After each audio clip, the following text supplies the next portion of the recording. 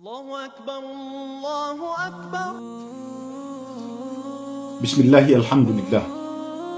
Mga kapatid at kasama sa serbisyo, ano nga ba itong integridad sa PNP? Ang integridad ay hindi lamang isang kwalifikasyon sa trabaho, kundi isang amana o tiwala na ipinagkaloob ng Allah subhanahu wa ta'ala sa atin. Sa pananaw ng Islam, ang pagiging pulis o tagapagbantay ay isang mabigat na responsibilidad. Isa sa mga pundasyon upang makamit ang tunay na integridad sa loob ng PNP ayon sa mga aral ng Islam ay ang paniniwala na si Allah ay laging nakamasid. Sabi ng mahabaging Allah sa Quran, at ang iyong Panginoon ay laging nakamasid.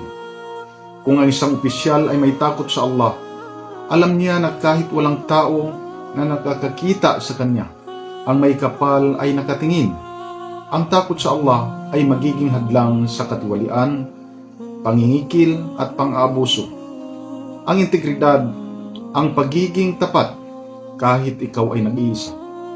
Mga kapatid, tandaan natin ang integridad ay magsisilbing ating ilaw at pananggalang sa araw ng paghuhukom.